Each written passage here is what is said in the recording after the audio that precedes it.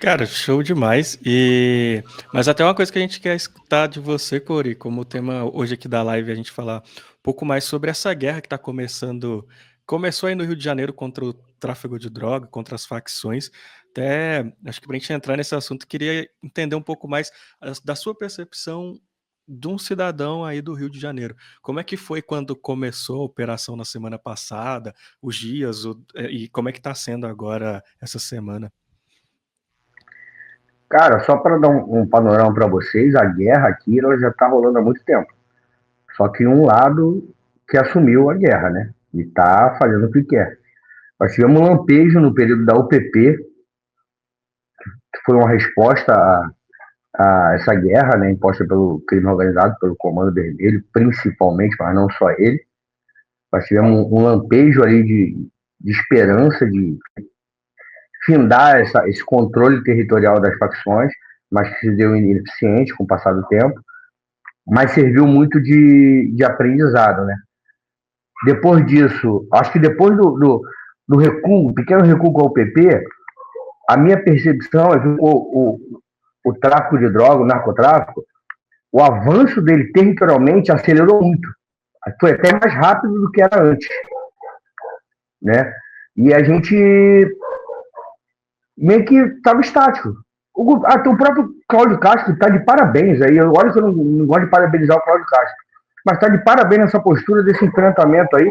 Para você ver no restinho de mandato que tem, o cara não podia ter começado algo antes, né? Paulatinamente, já foi a reeleição dele, ter feito algo até progressivo, né? Foi a operação mais Sim. letal, a população aprova, a população quer ver uma resposta do Estado quanto a isso, porque o Rio de Janeiro não é o mais violento do Brasil, mas o Rio de Janeiro é um símbolo da criminalidade. Então, não só atacar o território, a gente tem que atacar esses símbolos que são muito importantes.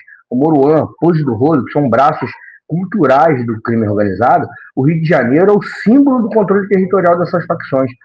Então, é muito importante para o Brasil, de modo geral, que o Rio de Janeiro tenha a solução. Porque a percepção, para quem está de fora, é que o Rio de Janeiro não tem jeito. E quando você vê uma resposta da polícia efetiva, embora eu lastime muito a perda de 4 grandes guerreiros que nós tivemos ali no campo de batalha, você vê a efetividade da polícia, a letalidade da polícia em ação, dá uma esperança não só para o Carioca, para o Fluminense, mas como todo o Brasil. Porque aqui é onde o narcotráfico é mais estabelecido, ele é mais articulado, tem mais força. Então, quer dizer, você pega um Ceará, que também está passando por diversos problemas, cidade fantasma e tudo, você dá esperança para o Ceará. Eu não acredito que o governo do Ceará tenha vontade política de fazer, mas, do modo geral, para a população, você dá certa esperança. Então, eu acho que o combate ao crime organizado, o coração do Brasil é resolver o Rio de Janeiro. Cara, você falou um negócio pontualíssimo, que é tipo assim, se eu consigo resolver o Rio, eu meio que consigo resolver qualquer coisa. Ele é mais emblemático do que tudo. E aí, você tocou num ponto que eu acho interessante, que é o fato da população apoiar. É claro que se eu quiser sair agora no Rio de Janeiro e fazer um vídeo com 10 pessoas e postar um vídeo de 10 pessoas que reprovam a operação, eu vou encontrar 10 pessoas e vou fazer um recorte só dessas 10. Assim como, se eu quiser fazer um vídeo de 10 pessoas que aprovam, eu vou lá filmar, vou entrevistar um monte de gente e vou colocar no meu vídeo só aquelas que me convêm, tá? Mas o interessante é de que existem pessoas dispostas a provar que é a maioria, sim. E aí eu queria que o Felipe colocasse o vídeo do Martins, que meio que ilustra essa situação. falando do vídeo desse idiota, desse minion canhoto aqui. Esquerdistas como esse aí, que ainda acabam influenciando pessoas desinformadas. Ah não, o governo do Rio de Janeiro conseguiu apreender 90 e tantos fuzis. É irrelevante. O que ele tá dizendo pra vocês é que não precisa apreender fuzis, é que entregar fuzis, deixar chegar mais fuzis na favela e aumentar, e não diminuir o número. Você tá falando de uma operação que provocou a morte de vários inocentes, bala perdida. Esses inocentes que ele tá defendendo, ele podia levar pra casa dele, que eles estavam camuflados de fuzis, de granadas, completamente decididos a matar ou morrer. Aí aqui você vê que o cara é tão idiota e despreparado que ele não se dá nem ao trabalho de pesquisar sobre o que aconteceu e quem estava lá. 4 policiais morreram. Um dos policiais tinha 2 meses de corporação. É uma irresponsabilidade do comando da PM. Sendo que o nosso camarada que morreu, que tinha 40 dias de polícia, é policial civil. Nem pesquisar antes de falar, ele fala. Nem respeito pela memória do policial ele tem. Tu faz uma mega operação de 2.500 policiais. Aí tu joga um bocado de policial que não tem expertise em tiro, que não tem experiência em confronto, que não são de batalhões especializados, porque toda polícia tem batalhões especializados. Quem tava no terreno era o BOP, o CORE, as forças especiais das polícias do Rio de Janeiro. Ô Minião de esquerda, antes de você sentar sua bunda em um podcast para falar de segurança pública, você tem que viver segurança pública. Eu te faço um desafio aqui agora. Vamos nós dois pro centro do Rio de Janeiro e vamos fazer uma pesquisa com as pessoas se elas gostaram ou não da operação. Se elas apoiam ou não apoiam uma operação como essa. Mas nós vamos no centro do Rio de Janeiro, onde tem o metrô, onde tem um ponto de ônibus, onde pessoas trabalhadoras passam. Não uma pesquisa na beira da favela, onde os parentes dos vagabundos vão opinar. Você não entende nada de segurança pública. Eu vou além, coloca um colete e sobe pra incursionar junto comigo. Entra numa viatura e vamos numa incursão, nós dois. Nós vamos incursionar na favela. No primeiro tiro, se você não se cagar todo, eu mudo meu nome. Forte abraço, ô senhor. Então é isso. Aí, Couri, eu queria que você mencionasse esse recorte. O Martins ele cita muito bem claro, ó, vamos no centro do Rio, vamos onde o bicho pega, e vamos fazer a pesquisa junto. Qual a ideia? Cara, a população aprova. E, curiosamente, a população mais pobre, ela aprova mais. Quando você vai indo pro Leblon, aí aqueles caras que estão no condomínio dele lá, aí eles são contra. Agora, o mais engraçado é que esse cara que está criticando a letalidade da polícia, no final do dia ele quer uma revolução. Ô, Jones, se você quer uma revolução, esses caras tem que enfrentar, mano. Tu não tem que falar que a polícia é braba, não. O cara quer meter a mão nas armas para derrubar o Estado e tá reclamando da polícia. Só que ele é um fujões, mano. Olha, foge do debate do Arthur, tu acha que ele não vai correr da nossa polícia? Ele vai correr, entendeu? Vai chorar no banho. Porque é um revolucionário de apartamento. Eu nunca vi revolucionário reclamar de conflito armado. Ele está tentando treinar a galera do tráfico de drogas. Vamos pegar, vai lá treinar. Ele não é revolucionário, vai lá treinar os traficantes, que ele defende no final do dia, justamente os traficantes. Vai lá treinar os traficantes, ele, o Ian Neves, aquele Humberto. Vai lá ser os generais desse exército aí. Esses caras são revolucionários de apartamento, cara. Eles não vivem realidade, não. Eles vivem numa bolha e eles pregam a revolução, mas eles, no final do dia, que eles só querem é like e engajamento com isso. Esses caras não têm o menor preparo nem para pegar um estilingue. Eles não têm o menor preparo. Mas, voltando ao assunto aqui, que eu dispersei um pouco desse palhaço do Jones Manuel, cara, a população mais pobre aqui no Rio de Janeiro, e eu posso falar com propriedade fala, que eu sou a população pobre no Rio de Janeiro, graças a Deus, nunca me faltou nada, não vou ficar aqui de vitimismo, mas a gente sofre diariamente, todo dia, eu trabalho na rua, eu tenho meu trabalho, eu sou vidraceiro, saio de carro todo dia para fazer serviço pelo Rio de Janeiro.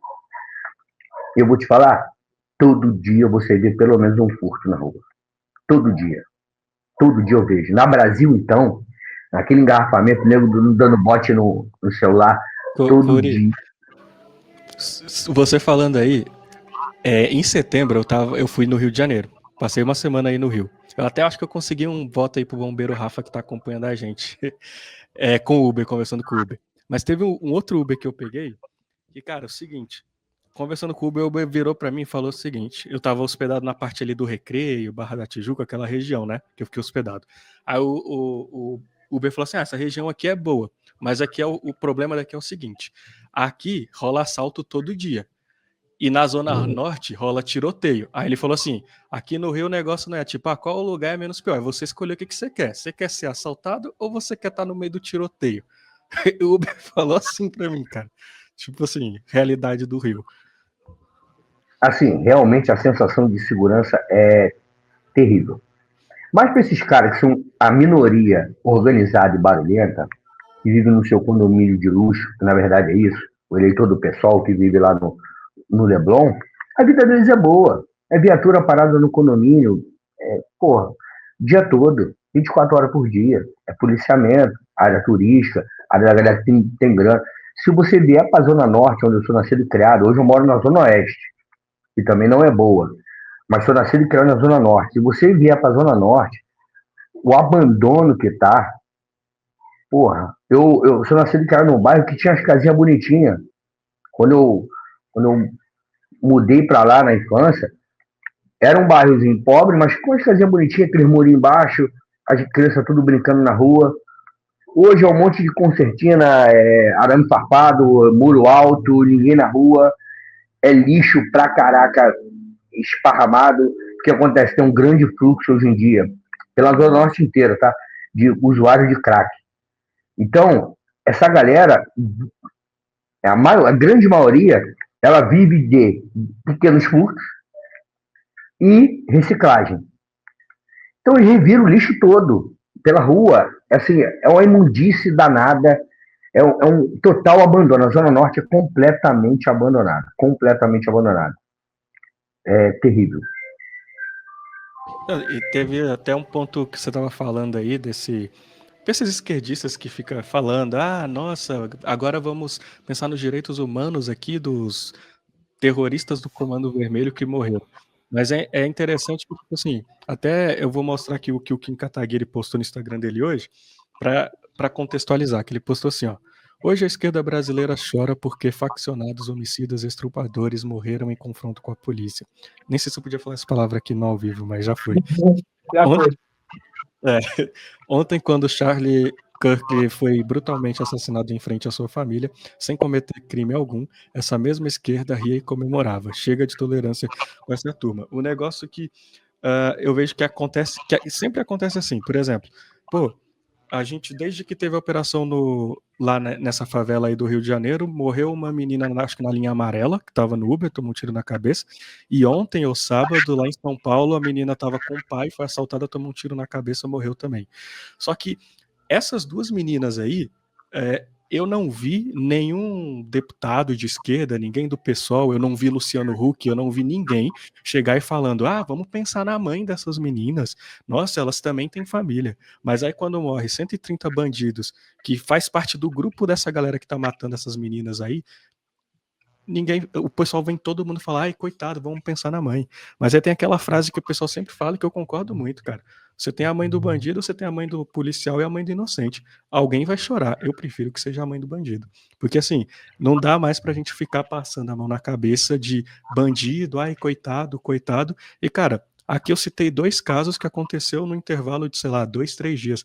Mas se a gente for pegar o Brasil inteiro, quantas pessoas estão morrendo todo dia por faccionados do Comando Vermelho, do PCC, de Terceiro Comando da Capital e várias outras facções que a gente tem aí Brasil afora?